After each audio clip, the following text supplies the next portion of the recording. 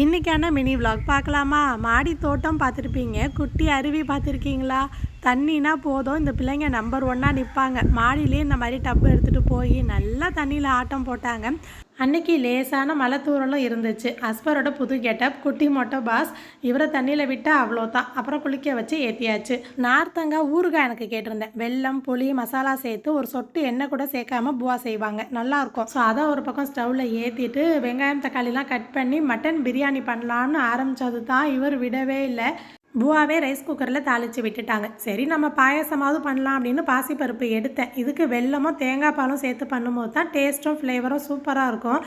ஆனால் வெல்லம் நார்த்தங்காய்க்கு சேர்த்துட்டோம், அதனால் வீட்டில் இல்லை. சரின்னு பாயசமாக அப்படியே கீராக மாற்றிட்டேன். நம்ம பண்ணுற ரெசிபிக்கு தகுந்த மாதிரி பேர் வச்சுக்க வேண்டியது தான்.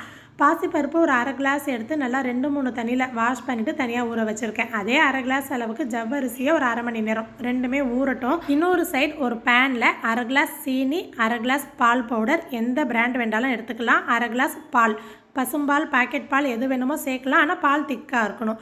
மூணுமே நல்லா மிக்ஸ் பண்ணி ரெடி பண்ணி வச்சுக்கணும், கட்டி இல்லாமல். அதுக்கப்புறமா ஸ்டவ் ஆன் பண்ணி நல்லா கைவிடாமல் கிண்டிக்கிட்டே இருக்கணும்.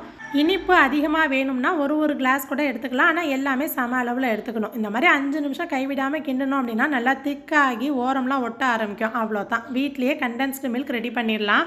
அதை ஒரு பக்கம் எடுத்து வச்சுட்டு ஒரு குக்கரில் 2 டீஸ்பூன் அளவுக்கு நெய், ஊற வச்சுருந்த பாசிப்பருப்பு, ஜவ்வரிசி ரெண்டுமே ஒன்றா சேர்த்துடலாம். ஜவ்வரிசி தனியாக வேக வைக்கணும் அப்படின்லாம் தேவையில்லை.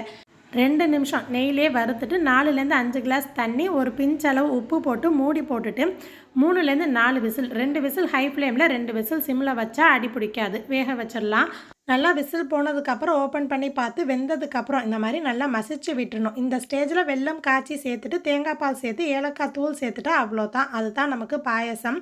அப்படி இல்லைனா சீனி கூட சேர்க்கலாம், ஆனால் அது தண்ணி விட்டு மறுபடியும் இருக்கும் இல்லையா? ஆனால் இந்த மாதிரி கண்டென்ஸ்டு மில்காக சேர்க்கும் போது க்ரீமியாக நல்லா திக்காக இருக்கும். கடைசியாக ஒரு கிளாஸ் பால், தேங்காய் பால், பசும்பால் எது வேணுமோ சேர்த்துக்கோங்க. தேங்காய் பால் சேர்க்குறதா இருந்தால் ஸ்டவ் ஆஃப் பண்ணிவிட்டு சேர்த்துக்கோங்க. வழக்கம் போல் நெய்யில் முந்திரி திராட்சை தாளிச்சிட்டு கடைசியாக ஏலக்காய் தூள் சேர்த்து நல்லா மிக்ஸ் பண்ணிட்டா பருப்பு கீர் இல்லைன்னா டால் கீர்னு கூட சொல்லலாம், ரெடி. இந்த தாளித்து கொட்டும் போது ஒரு சவுண்ட் வரும் பாருங்க, எனக்கு எப்போதுமே கேட்க பிடிக்கும். பருப்பு சேர்த்ததுனால இன்னுமே இறுகிக்கும். இதே மெத்தடில் ஒரு தடவை ட்ரை பண்ணி பாருங்கள், நல்லா இருந்துச்சு.